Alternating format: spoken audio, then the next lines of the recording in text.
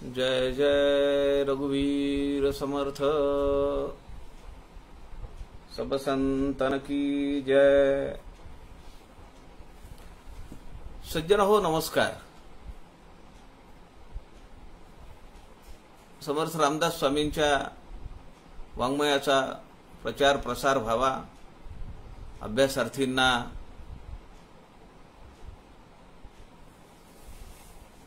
वाङ्मय अभ्यास करण्यासाठी, चिंतन करण्यासाठी एक वेगळा दृष्टिकोन प्राप्त व्हावा, या उद्देशाने संत समागम फेसबुक लाईव्ह पेजचे सूत्रधार आदरणीय प्रवीणजी शास्त्री दिवाकर यांनी हे व्यासपीठ आपल्याला उपलब्ध करून दिलेलं आहे। आपण संत रामदासांच्या या समासात नावाप्रमाणे शांती तर आहेच आहे, पण ती निराभिमान असं लिहिलंय। आपल्याला प्रश्न पडतो, शांती मग अभिमानाची निराभिमानाची म्हणजे काय? निराभिमान म्हणजे नक्की काय? या समासामध्ये निराभिमान शांतीचं वर्णन केलेलं आहे। शांती आहे, पण त्या शांतीचा अभिमान नाहीये। परब्रह्म स्वरूपाची प्राप्ती झाल्यानंतर जी एक परम शांतता, समाधानता आणि अंतःकरणाची समधातता आपल्याला प्राप्त होते, ती त्याचा अनुभव घेत असताना मला ही शांती प्राप्त झाली आहे असा साधकाच्या अंतःकरणात अभिमान नाहीये।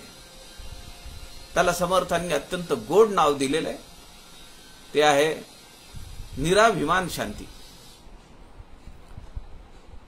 समर्थ या समासामध्ये काय म्हणतात त्याचा विचार आपण त्यांच्या ओव्यांमधून पाहूया। श्रीराम समर्थ श्रीराम। वंदीन सद्गुरूची पाऊले, मज आपणा ऐसे केले, उदारे नाम तेही दिदले, रामदास ऐसे श्रीराम। रामदास ऐसे नाव, तरी मज कैचा ठाव, मीपणाचा अभाव, सहजची झाला श्रीराम। अर्थ म्हणतात, वंदीन सद्गुरूची पाऊले, मज आपणा ऐसे केले। सद्गुरूंना अनन्य शरणागतता समर्थ रामदास या ठिकाणी व्यक्त करतायत। सज्जनो, आज इंटरनेटची बरीच अडचण दिसतीये, त्यामुळे मध्येच ब्रॉडकास्टिंग बंद पडतंय। बघूया समर्थांची काय इच्छा आहे ते।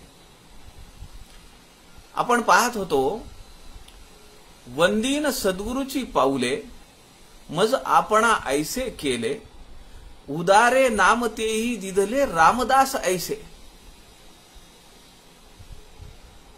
समर्थ रामाला अनन्य भावाने शरण आहेत आणि ते म्हणतायत की मला रामा, तुम्ही तुमच्यासारखं मला केलंय। रामासारखं केलं म्हणजे काय केलं? राज्यपद दिलं, वनवास भोगायला लावला। रामा प्रभू रामचंद्रांचं जे अढळ पद आहे ते तुम्ही मला दिलात। माझ्यावर किती मोठी कृपा केलीत आपण, किती मोठा उपकार आहे माझ्यावर की आपण मला तुमच्यासारखं केलं। आपल्याला समर्थांच्या चरित्रातला प्रसंग आठवेल। कल्याण स्वामीवर अत्यंत कृपायुक्त होऊन समर्थ म्हणाले, कल्याणा, आता तुला देण्यासारखं माझ्याकडे काही राहिलं नाही.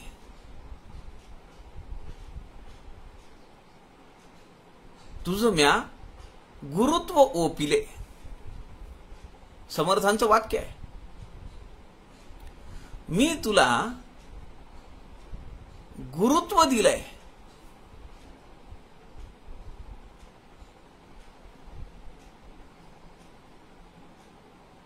ज्ञानेश्वर महाराज म्हणतात, आपणासारखे करीती तत्काळ नाही काळ वेळ तया लागी. सद्गुरू हे किती मोठे आहेत. ते आपल्यासारखं करून टाकतात. देव करतात का तसं? देवांच्या हातात तसं नाहीये. देव आपल्यासारखं भक्ताला कधीही करत नाहीत. त्याला विचारतात, तुला काय पाहिजे? स्वर्ग पाहिजे का? राहा येऊन. पुण्य संपलं का पुन्हा वरून लाद घालतात आणि खाली पुन्हा पाठवून देतात. आता तू तुझ्या योनीचं बघ काय करायचंय ते. तुझ्या जीवनाचं तुझ्या हातात आहे. जेवढे दिवस तुझं क्रेडिट होतं तोपर्यंत तुला हे सगळं मिळालं. सद्गुरूंचं तसं नाहीये. सद्गुरू आपल्यासारखं करतात.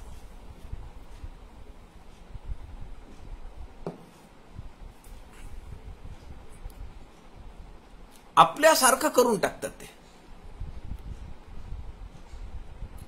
जसं संत म्हणतात, देव पहावया गेलो, देव होऊन ठेलो. जे पाहायला गेलो तेच होऊन बसलो मी.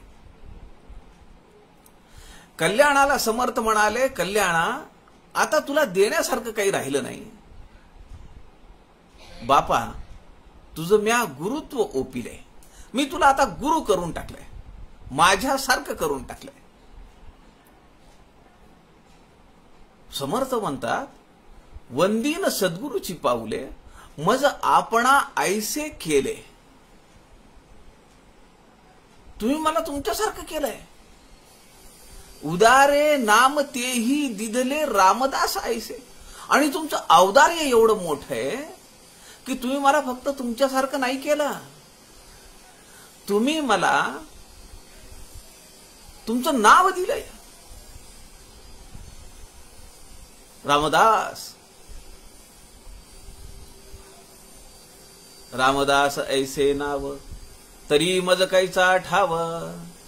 मीपणाचा अभाव, सहजची झाला श्रीराम. इथून ती सुरुवात आहे प्रक्रियेची. मीपणाचा अभाव, माझ्यातला मीपणा निघून जायला सुरुवात झाली आहे. ही अवस्था साधकासाठी आहे, समर्थांची अवस्था नाहीये. समर्थांची अवस्था तर ती मीपणा कधीच संपलेला आहे. म्हणून तर रामाने नाव दिलंय स्वतःच. रामदास ऐसे नाव, उदारे नाम ते तिथले. तुमचं औदार्य किती आहे. तुम्ही माझ्यावर किती मोठी कृपा केलीत माहिती आहे की तुम्ही तुमचं नाव मला दिलंय, रामदास ऐसे. आणि मला तुमचं दास्यत्व करून घ्यायला सांगितलंय. मी तुमचा दास आहे, मी तुमचा सेवक आहे. मग मी कायम तुमच्या सोबत असलो पाहिजे तुमची सेवा करण्यासाठी. तुम्हाला काय लागतं, काय नाही, हवं नको ते देण्यासाठी.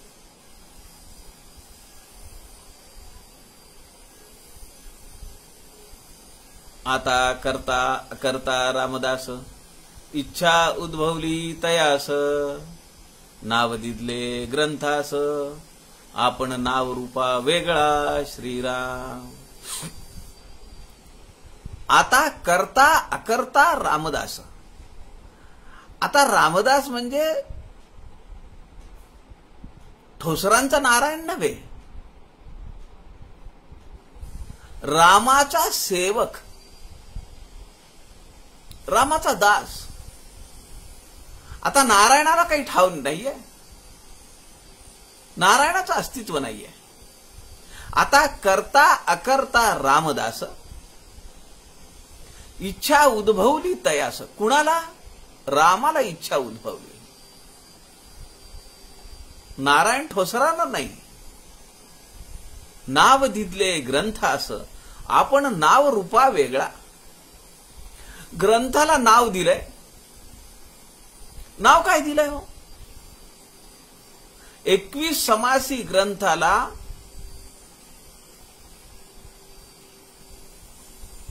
रामदास ग्रंथ असं नाव आहे. कुणी सांगितलं हे? मरढे मठाचे मठपती श्री अमृतेश्वर यांनी 1692 समाधी घेतली. समर्थांच्या नंतर किती दिवसांनी घेतली? किती त्या समकालीन आहेत ही. पूजनीय अमृतेश्वरांनी 1692 समाधी घेतली. त्यांच्या चरित्रात हा उल्लेख आहे. त्यामध्ये ते म्हणतात रामदास ग्रंथ. निराभिमान शांतीच्या सुरुवातीला या ग्रंथाचं नाव, मूळ नाव काय आहे ते आपल्या लक्षात येईल. याचं नावच रामदास ग्रंथ आहे. रामदास ग्रंथ म्हणजे नारायण सूर्याजी पंत ठोसरांचा कुठेही संबंध नाहीये. हा रामाचा ग्रंथ आहे. रामाच्या दासाकडनं तयार करून घेतलेला रामानी हा ग्रंथ आहे. म्हणून या ग्रंथाचं नाव रामदास आहे. समर्थ म्हणतायत आता करता अकर्ता रामदास. माझा उपयोग केला, माझ्या देहाला निमित्त केलं. मी करतो म्हणलं तरी नाही, केलंय म्हणलं तरी नाही. कारण इच्छा कुणाची आहे? इच्छा उद्भवली तयास, त्याला इच्छा झाली आहे. नाव दिदले ग्रंथास आपण नाव रूपा वेगळा. या ग्रंथाला पाहिल्यानंतर, या ग्रंथाचा अभ्यास करत असताना आपल्याला कधीतरी प्रभू श्रीरामचंद्रांचा हा ग्रंथ आहे असं वाटलं का? कधीच नाही वाटलं. एवढं ते ठासून ठासून भरलेलं आहे की आपल्याला वाटतं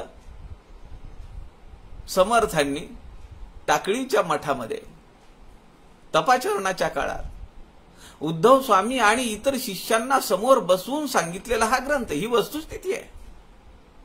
पण समर्थांचा भाव काय? नारायण सूर्याजी पंतांचा भाव काय आहे? ते म्हणतायत की हा ग्रंथ रामाचा आहे. रामदास नावच आहे त्या ग्रंथाचं. हीच भावना 200 समासी दासबोधाचा शेवटचा समास लिहिताना समर्थांची झाली का नाही? झाले साधनाचे फळ, संसार झाला सफळ, निर्गुण ब्रह्मते निश्चळ, अंतरी बिंबले श्रीराम, हिशेब झाला मायेचा, झाला निवाडा तत्वांचा, साध्य होता साधनाचा, ठाव नाही श्रीराम, स्वप्नी जे जे देखिले, तेथे जागृतीस आले, सहजची अनुवाच्य झाले, बोलता न ये श्रीराम, ऐसे हे विवेके जाणावे, पत्ते खुणेसी बाणावे, जन्ममुत्याच्या नावे, शून्याकार श्रीराम, भक्ताचेनी साभिमाने, कृपा केली दाशरथीने, समर्थ कृपेची वचने, तो हा दासबोध श्रीराम. 20 दशक दासबोध, श्रवणद्वारे गीताशोध, मनन करत्यास विशद, परमार्थ होतो श्रीराम. 20 दशक 200 समास, साधके पाहावे सावकाश, विवर्ता विशेषा विशेष, कळो येते श्रीराम. समर्थ म्हणतायत भक्ताचेनी साभिमाने, समर्थ कृपेची वचने, तो हा दासबोध. रामदास स्वामी प्रभू श्रीरामचंद्रांना समर्थ म्हणतात. रामाची कृपा झाल्यामुळे जे वचन तयार झालं, जे वाक्य तयार झालं, जे श्लोक तयार झाला, जी ओवी तयार झाली, जो ग्रंथ तयार झाला, त्याचं नाव आहे दासबोध. हीच अवस्था, हाच भाव या समासाच्या सुरुवातीला समर्थांनी व्यक्त केलाय. टाकळीच्या तपाचरणाच्या काळामध्ये सुरुवातीला लोकांनी हेटाळणी करावी, टिंगल करावी, धुत्कारून बोलावं, अपमान करावा, भिक्षा देऊ नये, माधुकरी देऊ नये, नाही दिली तर नाही दिली, उलट काहीतरी वाईट बोलावं, वक्त बोलावं, निंदाजनक बोलावं. आपणही आता म्हणतो का नाही, काम करायला नको, फुकट खायला पाहिजे, आपणही बोलून जातो. अशी अवस्था बालनारायणाची टाकळीला होती. लोकांनी विचारलं, तुझं नाव काय? आता नाव काय सांगायचं? आपली तो ओळख कुठे येऊ द्यायची नाही. लपावे अति आदरे रामरूपी, म्हणून मग नाव काय सांगायचं? रामदास. मी रामाचा दास आहे. वडिलांचं नाव माहित नाही, आडनाव माहित नाही, गाव माहित नाही, मी केवळ रामाचा दास आहे. या ग्रंथातील प्रत्येक समासाच्या शेवटी आपल्या लक्षात आलं असेल, इति श्री रामदास म्हणे, अशी मुद्रा आहे प्रत्येक समासाच्या शेवटी, की जी 200 समासाच्या ग्रंथामध्ये कुठेही नाहीये. समर्थ कृपेची वचने. मग माझं नाव कशाला असलं पाहिजे? आणि इथं तरी काही नारायणाचं नाव म्हणून लिहिलंय का? रामाचा दास म्हणून लिहिलंय. आता मी करता तर राहिलो नाहीच, पण आकर्ता म्हणण्यासाठी सुद्धा वेगळा उरलो नाही, ही महत्वाची भावना आहे. आता करता अकर्ता रामदास, इच्छा उद्भवली तयास, नाव दिदले ग्रंथास, आपण नाव रूपा वेगळा. माझा काही संबंध नाही आहे. या ग्रंथात हा फार महत्वाचा भाग आहे. या ओवीमध्ये फार महत्वाचा शब्द आहे. मी करता अकर्ता रामदास. मी या ग्रंथाचा करता नाहीच आहे, पण आकर्ता म्हणण्यासाठी सुद्धा माझं अस्तित्व उरलेलं नाहीये. हे सगळं कुणाचं आहे? कर्तुम अकर्तुम अन्यथा कर्तुम, त्या प्रभू श्रीरामचंद्रांचं आहे. समर्थ म्हणतायत, आपली प्रचिती आपल्याला सांगतायत, त्यांचा अनुभव सांगतायत, की सद्गुरू आपल्या शिष्याचं जीवन आमूलाग्र बदलून टाकतात. सद्गुरूंमध्ये तेवढी शक्ती आहे की जी देवामध्ये नाहीये. समर्थ एका अभंगामध्ये म्हणतात, गुरुदाता रे दाता रे अभिनव कैसे केले, एकची वचन न बोलत बोलुनी मानस विलया नेले. मन उन्मनी अवस्थेपर्यंत आणलं. महाकारण देह काल आपण पाहिलंय, सूक्ष्म कारण, महाकारण. आणि ती अवस्था कुठली आहे? जागृती, स्वप्न. सूक्ष्माची अवस्था स्वप्न आहे, कारण अज्ञान, आणि महाकारण तुरीय अवस्था. आणि त्या पुढचा जो देह आहे त्याची अवस्था आहे उन्मनी अवस्था, की जी केवळ समर्थांनी वर्णन केलेली आहे. एकची वचन न बोलत बोलुनी, न बोलत बोलुनी. काय शब्दांची रचना आहे? एकच वचन. कुठलं वचन आहे? अहम ब्रह्मास्मी. 4 वेदांची 4 महावाक्य आपल्याला माहिती आहेत. एकच वचन, न बोलत बोलुनी. न बोलता पण बोलून त्याचा प्रत्यय दिलाय, त्याचा अनुभव दिलाय. मानस विलया नेले.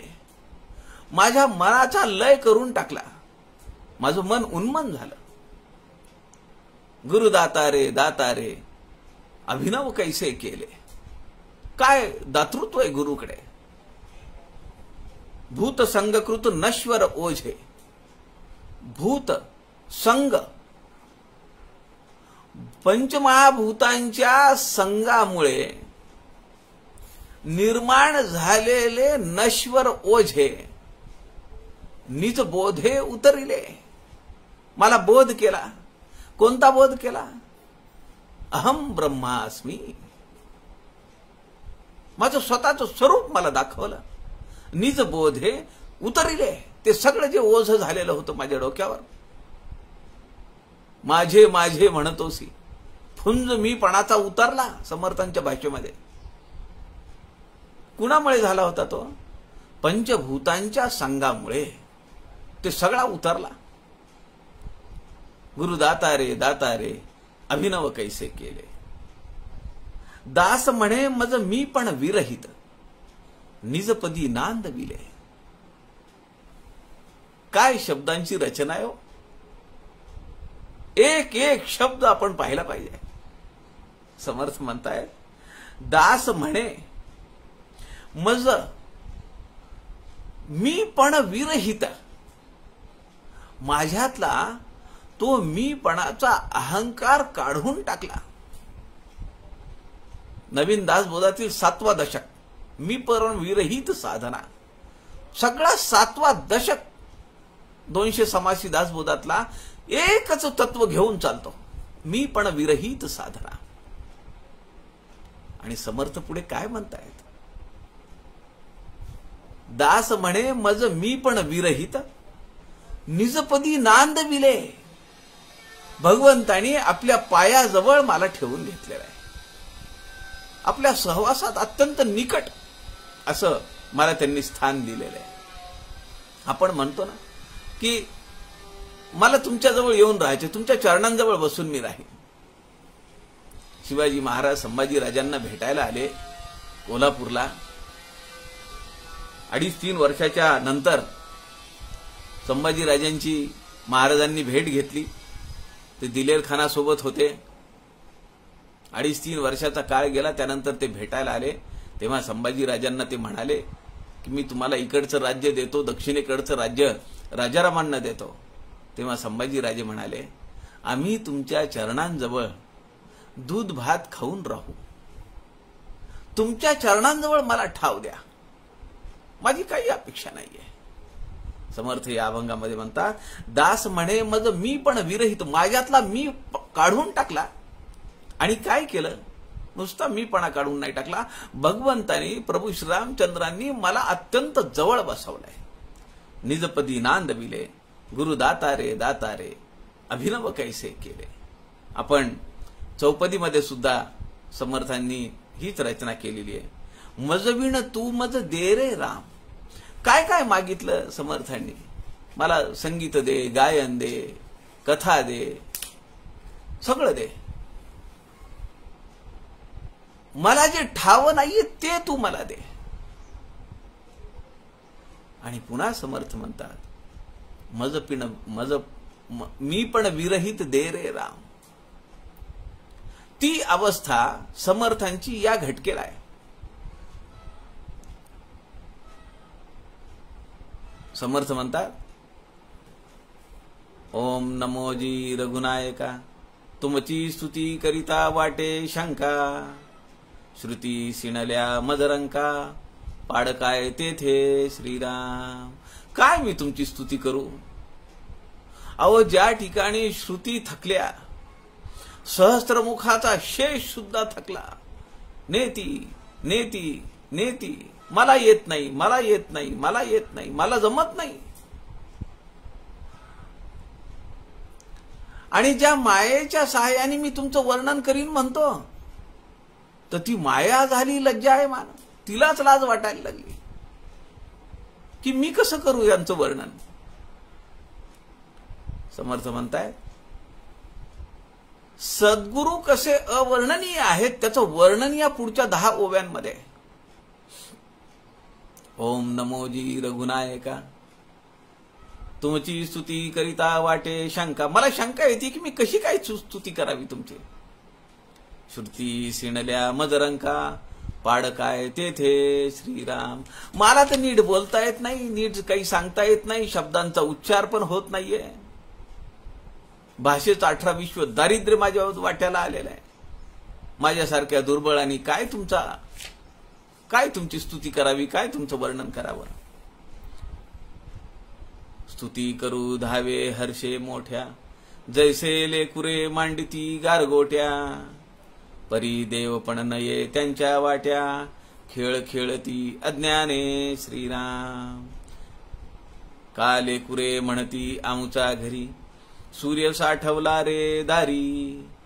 डोका उनिया घटा भीतरी, म्हणती आहे रे आहे श्रीराम. का पिसाटपणे सांगे गोठी, धावोनी धरी आकाश मुठी. सदृढ घेऊसुनिया कंठी, म्हणे हे घे हे रे श्रीराम. समर्थांनी या ठिकाणी दोन दृष्टांत दिलेले आहेत. अज्ञानामध्ये माणूस काय काय करतो. मी तुमची स्तुती करणं, मी तुमचं वर्णन करणं हे एका दृष्टीनं अज्ञानातलं काम आहे. समर्थ म्हणताय, स्तुती करू धावे हर्षे मोठ्या, जैसे लेकुरे मांडती गारगोट्या. मुलं खेळ खेळतात, लहान मुलं गारगोटे आणतात आणि ते म्हणतात हा देव शंकर आहे, हा गणपती आहे, हा बालाजी आहे, हा अजून नारायण आहे, असं ते सगळं मांडतात, खेळ खेळतात. लहान मुली आहेत, ते खडे आणतात आणि हे घे तुला जेवायला, हे मी स्वयंपाक केलाय, ह्या भांड्यात मी हे केलंय, असं ते सगळं करत असतात. पण काही प्लास्टिकची खेळणी मिळतात, लहान मुलांसाठी असतात, ती खेळणीची पाकिटं मिळतात लहान मुलांसाठी. छोटे छोटे तवा असतो, छोटा झाऱ्या असतो, छोटे छोटे चमचे असतात, छोटा गॅस असतो. आता खरं तर ते काही गॅस पेटतो का? त्या ताटामध्ये जेवायला वाढता येतं का? त्या खुर्च्या असतात, सोफा सेट असतो, घर असतं, ते सगळं उभं करतात. तो सगळा खेळ अज्ञानात चाललेला असतो. पण म्हणून त्यांनी ज्या वस्तू वापरल्या त्या वस्तू तशा होत नाहीत. गारगोट्या घेऊन देव मांडले म्हणजे त्या गारगोट्यांना देव पण येत नाहीये. समर्थ आपल्याकडे अत्यंत हीन भाव घेत आहेत. याच्या पाठीमागचा उद्देश तो आहे की मी जे करतोय हे सगळं अज्ञानातून करतोय. का लेकुरे म्हणती आमुच्या घरी, हा एक सुरेख दृष्टांत समर्थ देतात. सूर्य साठवला रे दारी, डोका उनिया घटा भीतरी, म्हणती आहे रे आहे श्रीराम. काही वेळा काय करतात मुलं, हे समर्थांच्या काळातले खेळ असतील, आता कुणी असं करणार नाही. घटामध्ये पाणी भरायचं आणि ते दाराजवळ ठेवायचं, त्यामध्ये सूर्य त्याचं प्रतिबिंब पडतं आणि मग एकमेकांना सांगायचं की आमच्या दारामध्ये आम्ही सूर्य आणून ठेवलेला आहे. काय कल्पना आहे, किती उत्तुंग कल्पना आहे. खेळ काय साधा आहे, अज्ञानातला खेळ आहे, पण कल्पना किती उत्तुंग आहे. ग्रंथाची निर्मिती अज्ञानातून झालेली आहे, अनन्य भावाने झालेली आहे, भगवंताची कृपा म्हणून झालेली आहे, पण उत्तुंगता किती आहे त्या घटामध्ये. मग ती मुलं येऊन बघतात ते सूर्याचं पडलेलं प्रतिबिंब, ते म्हणतात हो तुझ्या घटामध्ये तू सूर्याला आणून ठेवलंस रे. का पिसाटपणे सांगे गोठी, धावोनी धरी आकाश मुठी. सदृढ घेऊसुनिया कंठी, म्हणे हे गे रे हे गे हे गे. उंच उडी मारायची, असा हातात धरायचं आणि म्हणायचं हे घे मी तुला आकाश देतो. खेळ चालू आहे, पण त्याच्या पाठीमागचं तत्व किती मोठं आहे.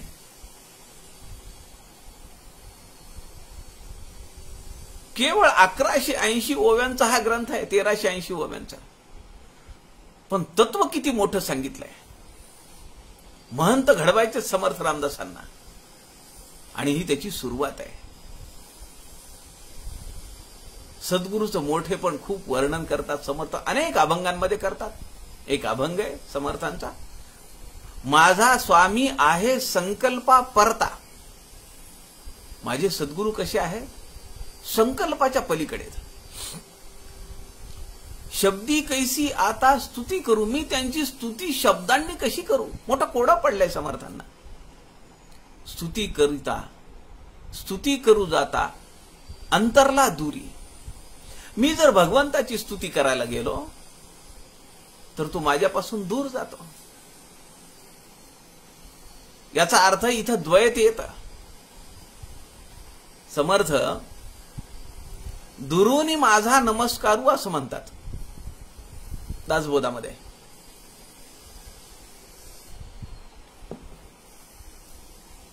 काय अर्थ आहे त्याचा? दुरूनी माझा नमस्कारू म्हणजे मी लांब जातो आणि तुम्हाला नमस्कार करतो असं आहे. काही जणांना वाटतं की माझी पात्रता नाहीये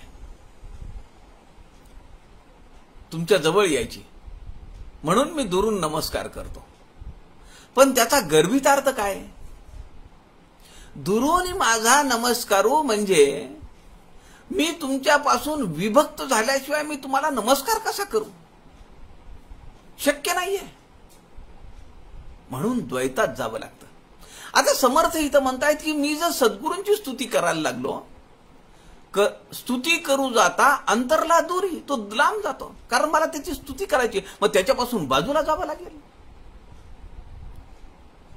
मी तूपणा उरी उरो नेदी, माझ्या उरी, उर म्हणजे अंतःकरण, छाती, माझ्या अंतःकरणात माझा सद्गुरू मीपणा उरो देत नाही. उरो नेदी, उरू देत नाही, शिल्लक ठेवत नाही.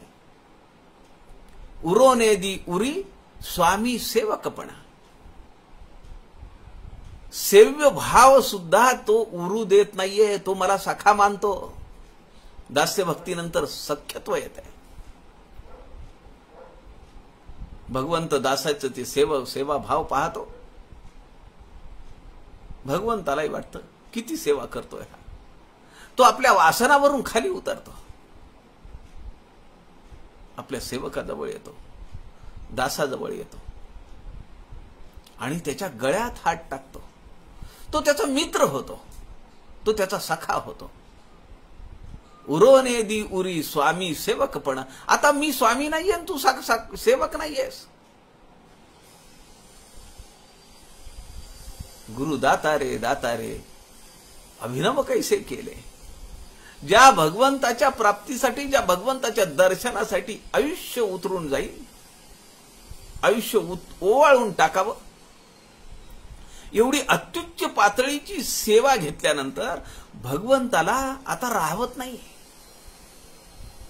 तो आपल्या आसनावरून खाली उतरतो, आपल्या दासाला उभा करतो, त्याच्या खांद्याला हात देतो. तो म्हणतो, अरे आता फार झाली सेवा तुझी, ये तुम्हाला भेट. मी आता तुझा मित्र आहे, मी आता तुझा सखा आहे. आता मी स्वामी नाही, तू सेवक नाहीयेस. तुझं म्या गुरुत्व ओपिले, अशी भावना समर्थांना या समासात झालेली आहे. एकाकी आपणा ऐसे केले आणि त्याच्या मिठी मारल्यानंतर त्याला आपल्यामध्ये समाविष्ट करून घेतलं. एकाकी आपणा ऐसे केले, उरी नाही कदा रामी रामदासा, स्वये होय ऐसा तोच धन्य. या ठिकाणी एक कडवं राहिलेलं आहे. त्या कडव्यामध्ये समर्थ म्हणतात की कापूर आणि अग्नी या दोघांची भेट झाल्यानंतर काय राहतो? कापूर राहतो का अग्नी राहतो? अग्नी त्या कापुराला आपल्यासारखं करून घेतो. हरिपाठामध्ये माऊली म्हणते, तृण मेळे अग्नी समरस झाले. तृण मेळे अग्नी समरस झाले. वाळलेला कचरा आहे, गवत आहे, आणि कुणीतरी अग्नी लावला, तिथं प्रदीप्त केला. आता अग्नी त्या गवताच्या आकाराने जळतोय का गवत अग्नी रूपाने दिसतंय? एवढी समरसता झाली पाहिजे. कुणी एक ते अग्नी म्हणता येत नाही, तृण म्हणता येत नाही, कापूरही म्हणता येत नाही, अग्नी म्हणता येत नाहीये, सेवकही म्हणता येत नाही, आणि स्वामी पण म्हणता येत नाही. उरी नाही कदा रामी रामदासा, स्वये होय ऐसा तोची धन्य. मी धन्य झालोय, त्याची अनुभूती मी घेतली आहे, असं समर्थ या ठिकाणी सांगतायत. प्रभू रामचंद्रांचं रूप कसं आहे, माझ्या सद्गुरूंचं रूप कसं आहे. समर्थ म्हणतायत, तैसा मीही एक पिसाट उगीच करीतो वटवट, स्वरूप सांगणे हे खटपट व्यर्थची जाय. मी काय स्वरूप सांगू, माझ्या स्वामींचं स्वरूप मी वर्णन नाही करू शकत. एका अभंगामध्ये समर्थ म्हणतात, करी घेता नये टाकीता न जाय. ते हातात घेता येत नाहीये, टाकलं तर टाकता येत नाहीये.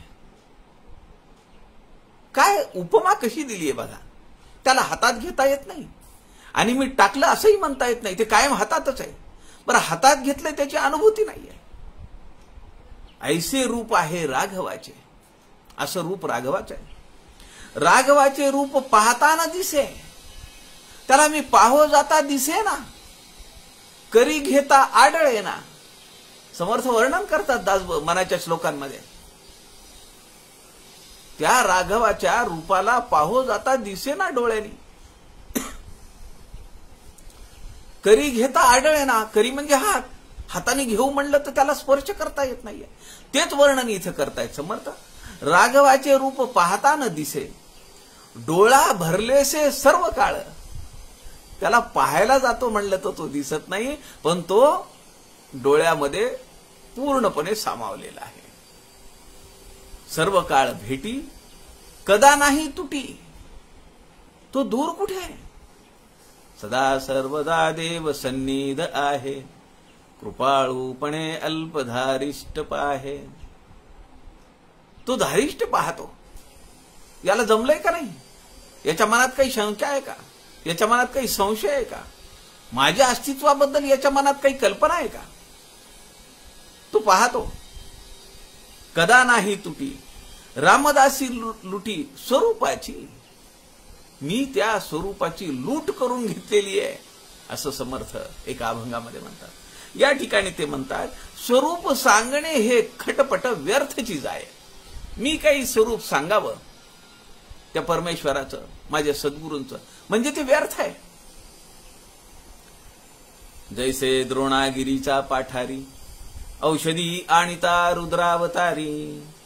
हात पसरोनिया पाहे तो भीतरी, काहीच नाही श्रीराम.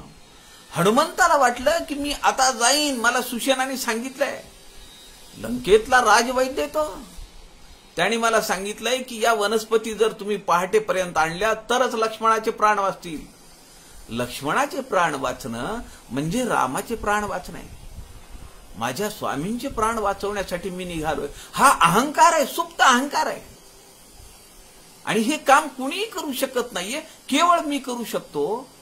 हा सुप्त अहंकार घेऊन मारुतीराय तिथे गेलेले आहेत आणि त्यांनी हात लावून पाहिल्याबरोबर सगळ्या वनस्पती लुप्त झाल्या. अहंकार, मी पण विरहित साधना इथं महत्वाची आहे. मी रामाचा सेवक आहे ही धारणा सुद्धा चुकीची आहे. मी त्याचा सेवक आहे हा एक अहंकार आहे. जैसे द्रोणागिरीचे पाठारी, औषधी आणिता रुद्रावतारी. हात पसरून या पाहे तो भीतरी काहीच नाही. सगळ्या वनस्पती लुप्त झाल्या. ते लुकलुक लुकलुक करत होत्या.